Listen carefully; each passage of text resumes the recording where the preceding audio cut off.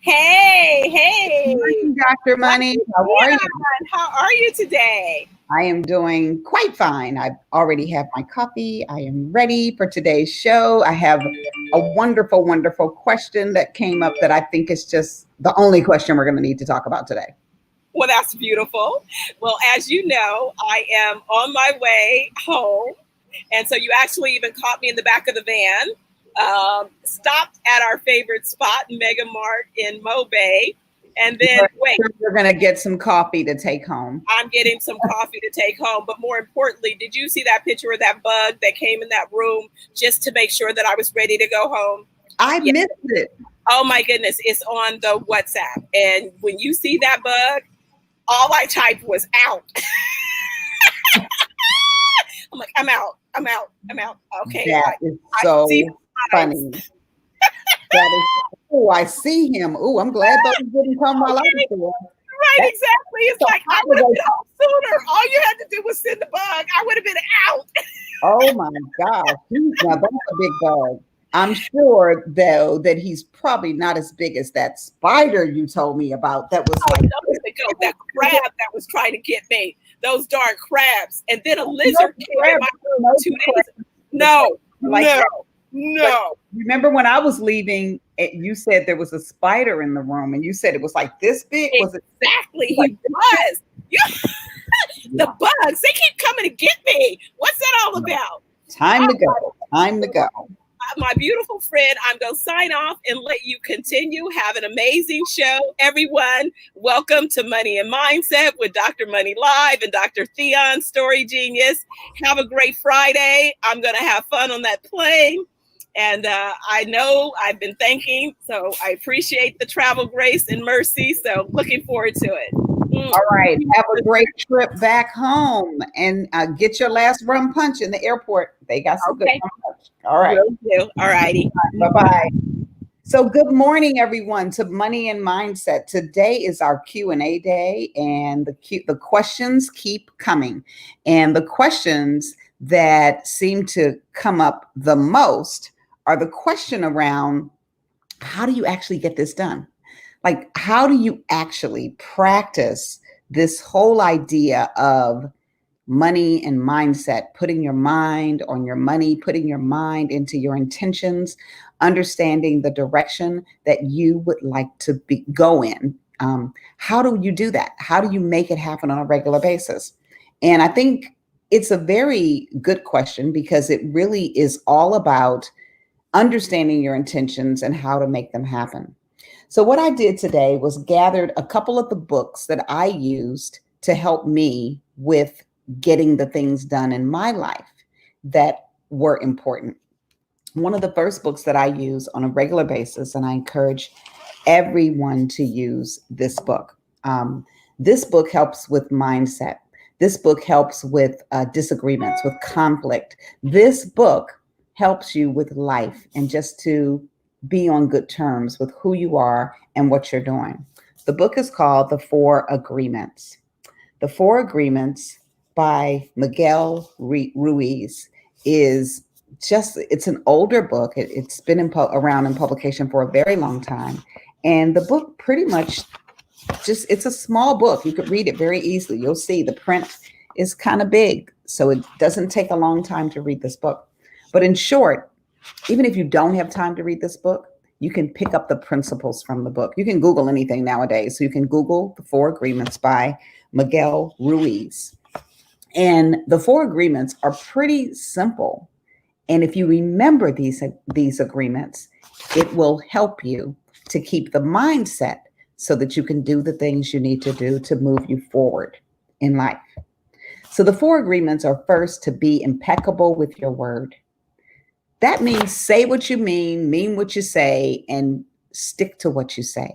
Be impeccable with your word. Your word is your bond. We've talked about how important words are here on the show. And be impeccable with your word, is critical. It keeps you from arguments. It keeps you from misunderstandings. If you say you're going to do something, then you do it. If you're not able to do it, then you say something different. I cannot do this. Be impeccable with your word. It's about speaking into integrity. It is about saying only what you mean. It is about saying uplifting words to yourself versus words that speak against you. It is about speaking truth to power. It is about eliminating the gossip. And it is about using the power of your word in the direction of truth and love. Be impeccable with your word is the first agreement. This mantra, just saying this every day, I will be impeccable with my word, is important. The second agreement is don't take anything personally. Whoa. Of course, you might say, well, you say don't take things personal, but sometimes stuff is personal. Guess what? Nothing others do is because of you. It's just not. People do things because they choose to do it. And you do things because you choose to do it. What others say and do is a projection of their own reality. It's their dream, not yours. This goes back to you can't delegate your dream. When you are immune to the opinions of actions of others, you won't end up being their victim. Don't take anything personally. A lot of times people are dealing with their own stuff. And even if they say something to you in what you feel is a derogatory way, it probably doesn't have anything to do with you. It has something to do with them and how they're feeling inside. Don't take anything personal. Agreement 1, be impeccable with your word. Number 2, don't take anything personal. Agreement number 3, don't make assumptions. Find a way to ask questions and to express what you want. However, don't believe that people get it, that don't assume that they know what you're talking about. If you're not impeccable and clear with your word, then people may not understand what you're talking about. Communicate with people in a clear way, and that way you avoid misunderstandings. And remember, this one agreement can literally change your life. Because when we assume, someone told me, you spell the word, you make a ASS out of the word you or the letter U and me. We don't want to do that. We want to be clear in our expectations. Don't make assumptions. And finally, the final agreement is always do your best. It's all we have. Come on, step into who you are. Be the best you. Bring your A game to the table all the time. When you do your best, you change the world. Now, of course, you are going to be changing from moment to moment. You may not always feel like you're at your best. You may not always feel like doing your best. But under any circumstance, if you can just simplify things down to this little rule, this little agreement that says, I'm going to bring my best to the table as much as I can. I'm not going to judge myself. I'm not going to say bad things about myself. There will be no self-abuse and no regret. I'm going to bring the best me today that I have to the table. It may not be the best me that was yesterday or the best me that is tomorrow, but I'm going to bring the best me that's today to the table. That's the 4 agreements. These mantras will help you with your mindset. This is a great mindset book. Be impeccable with your word. Don't take anything personal. Don't make assumptions, and always do your best. If you can do these 4 agreements, start with the 4 agreements by Miguel Ruiz, you will really begin to change your mindset. Now, another book I like to take a look at when working around the idea of mindset and money is a book called The Soul of Money. Now, this is an old book. I don't know if you'll be able to find this book, actually. And it was given to me by a former employee. And it is a book that speaks about the wealth of our inner resources, of who we are. It's a timeless book. And this book gives information on the biggest lie. And I think that's the chapter I like the most. The greatest lie is that there is scarcity. And the truth is, there's abundance all around us in every type of way. This book shares stories of abundance in the face of what looks like scarcity. And it also teaches a principle of enough. I have a class coming up called Enough. And I use, if you've gotten to know me a little bit, you'll know I like to use acronyms.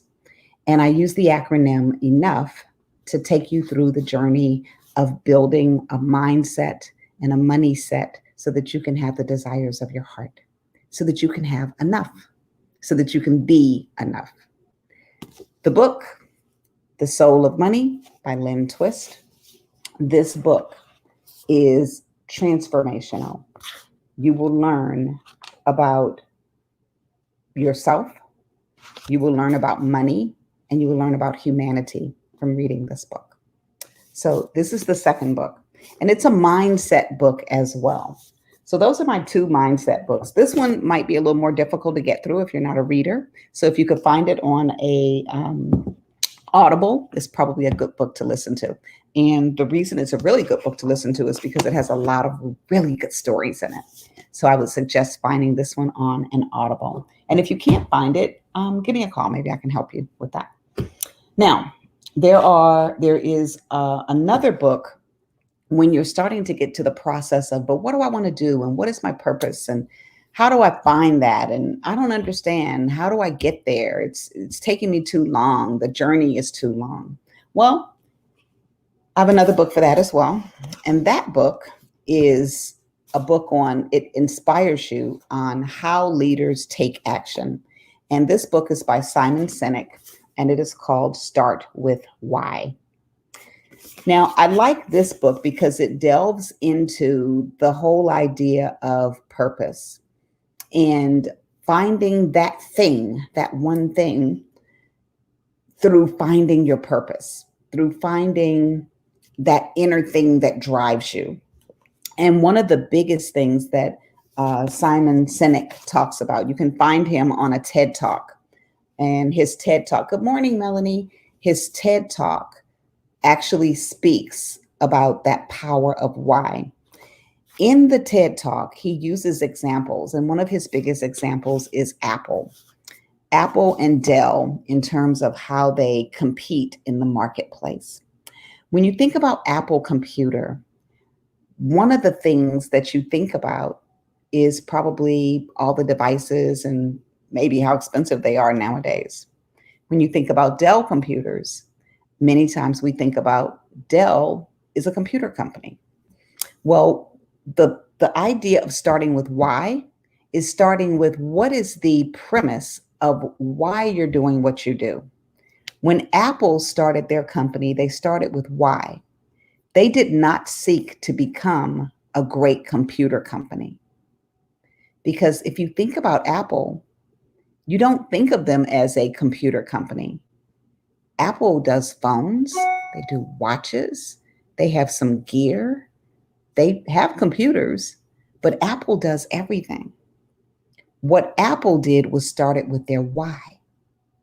They started with, we're going to be an innovation company, and we're going to come up with the coolest and the most innovative things on earth.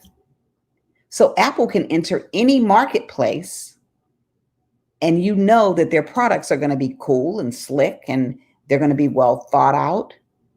Steve Jobs even took a stenography, not stenography, but a class to teach him calligraphy, a calligraphy class, so that he understood even the art of writing a letter. What should letters look like?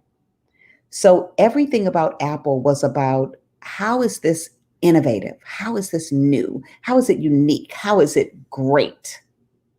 Their why was not about, I'm going to make a shirt, or I'm going to make a computer, or I'm going to make a watch. Their why was about innovation. Dell, when you think of Dell, you absolutely think Dell is a computer company. You don't think the Dell phone. You don't think the Dell other products. And Dell actually has other products.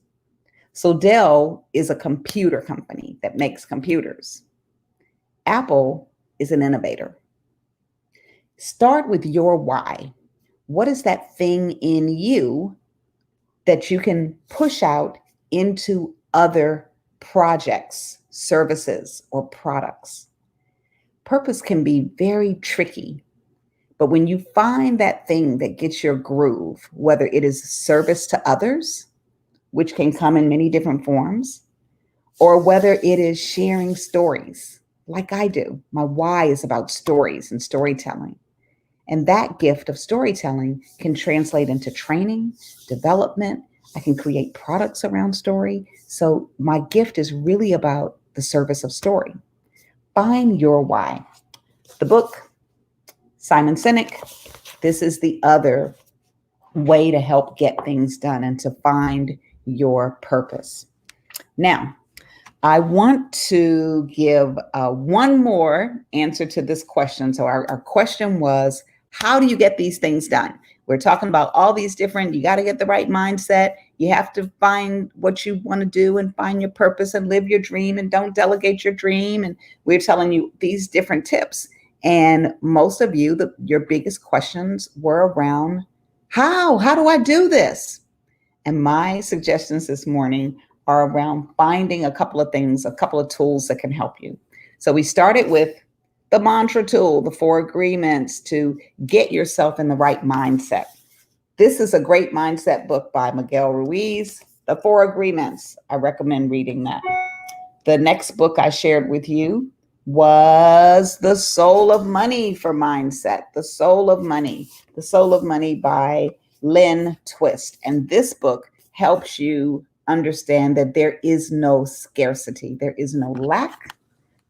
Life is full of abundance. Lots of really good stories in this. Again, I would recommend getting it on audio version if you can. It might be a little more tricky to read because it's a longer book. And then I gave you to start thinking about what it is what your journey will be, is to start with Why by Simon Sinek. The final book I'm going to share with you and tips I'm going to share with you are around getting things done. And it's actually 2 books. So there's one, Tried and True, 7 Habits of Highly Effective People by Stephen Covey. These are powerful lessons on personal change and how to change your life so that you can live it more abundantly. Now, the 7 habits, again, like I said, all these books, I think you can Google and probably find the crux of them in a quick read. Reading the books, you get deeper into the core of what the books are. The 7 habits has been around for a long time. And the 7 habits of highly effective people actually give you a step-by-step way of living your life. The habits are, number 1 is be proactive. That is about getting things done, like getting it in your head that you've got to start something. So you start somewhere. You're starting already just by listening to the broadcast. And Melanie says she really enjoyed the book of The Soul of Money. And that is a great book. Habit number 1 in the 7 habits, be proactive. That means you have to get started. That is as simple as that. Number 2, begin with the end in mind. Understand what your end point is. Where are you headed? Where do you want to head? Now, if you're just looking to find your place or to find what you're doing, then that's your end right now. Your end game is to figure out, what am I supposed to do in life? How do I do what I'm supposed to do? But that might be your end game for now. And then put first things first. If that's your end goal, then find out, what are the things that I need to do to get there? And you do those things before you do anything else. Many times we do all of the other things before we do what we need to do.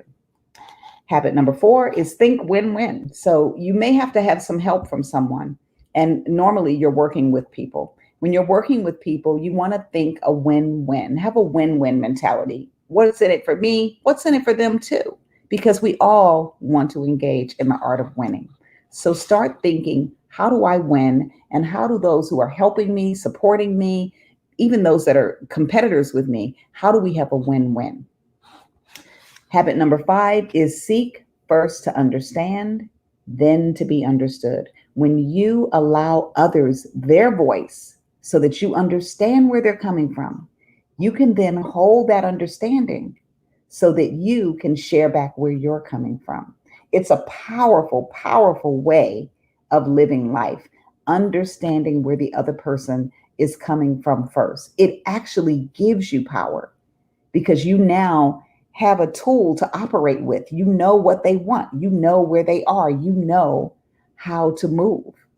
It's like knowing the play before it's made. You get to know where their heart is, where they're coming from. So understand the person first and then work toward them understanding you. Habit number 6 is synergize.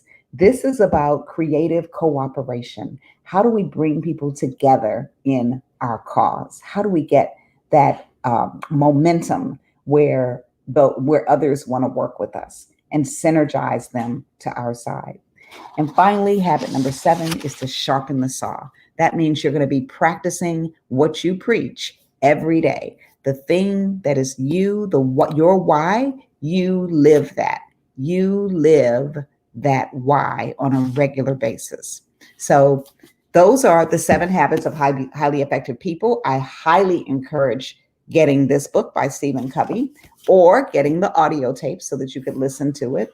This is a mindset and a how-to book. And that's why I like the 7 habits, because the 7 habits helps you with that mindset, but it also helps you with how to get things done. And that was the question this morning. How do I do all of this? How do I practice mantras and meditation and exercise and this, that, and the other?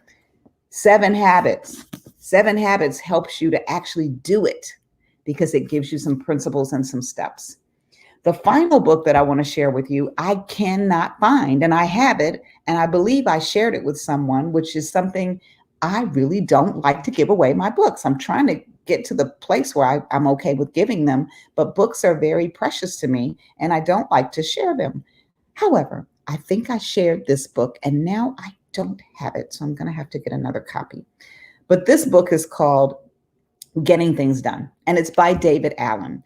And David Allen has a 5-step system in which he gets things done.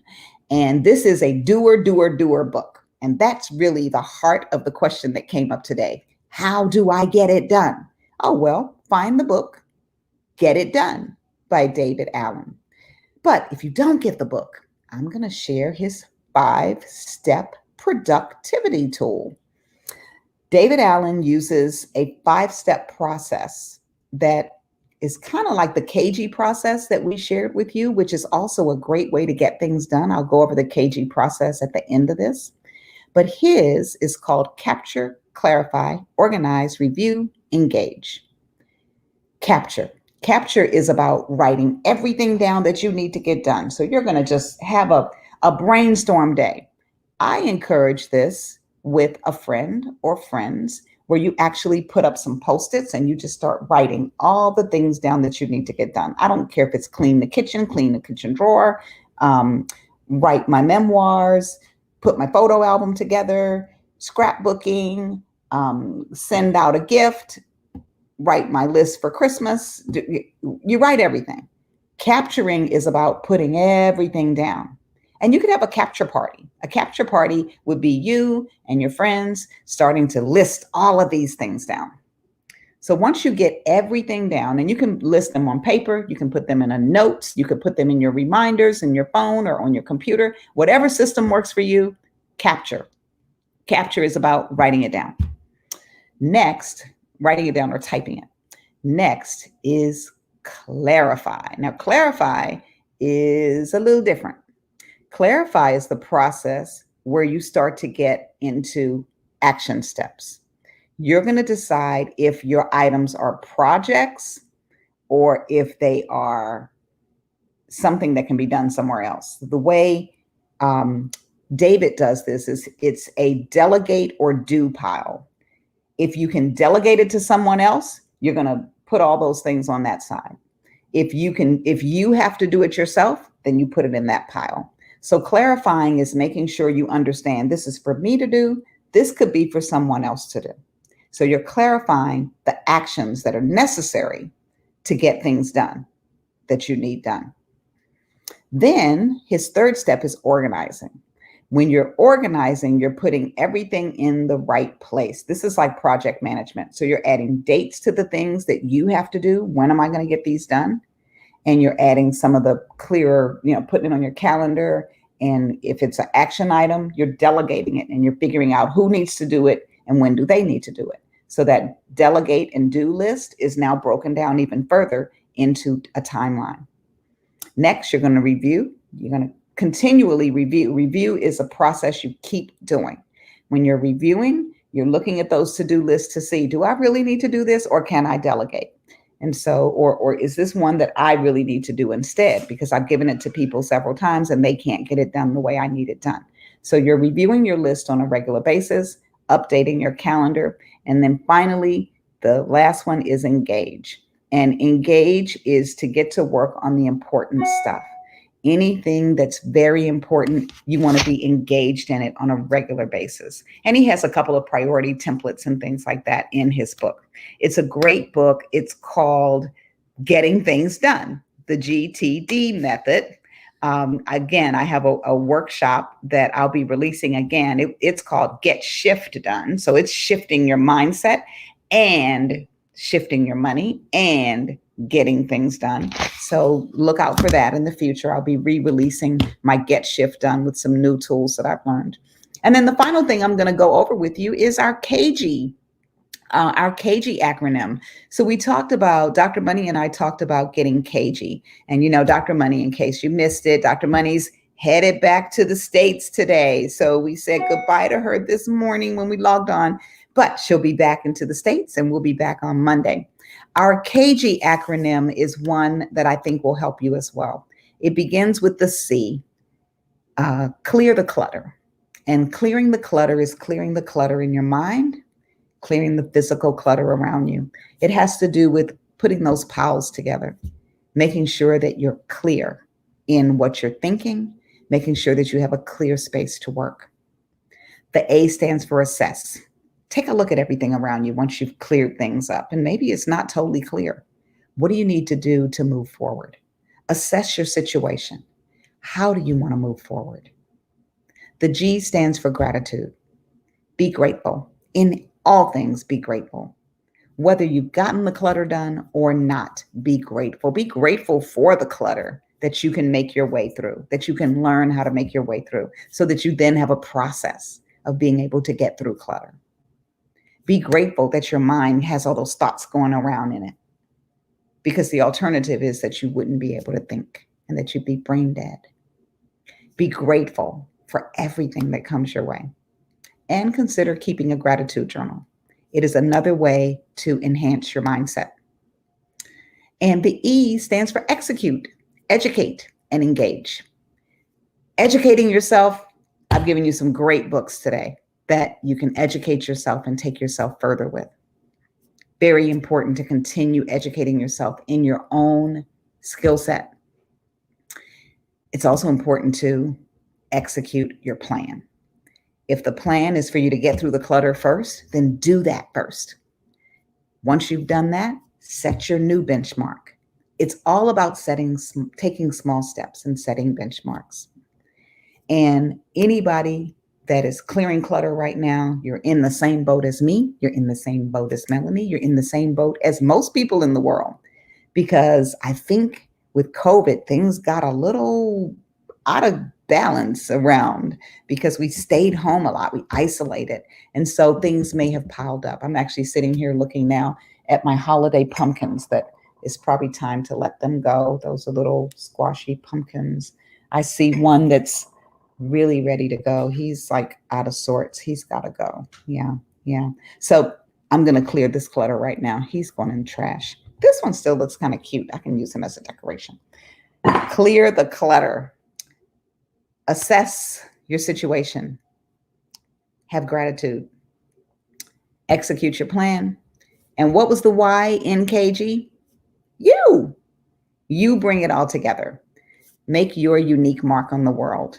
And we will see you on Monday as we, Dr. Money and the Story Genius, continue to work with you on mindset and money.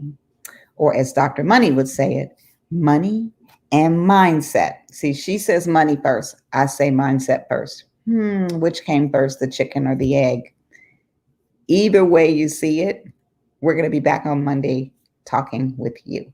So thanks for joining us, and I hope you have a fantastic day. Make it a great weekend. See you on Monday. Bye-bye.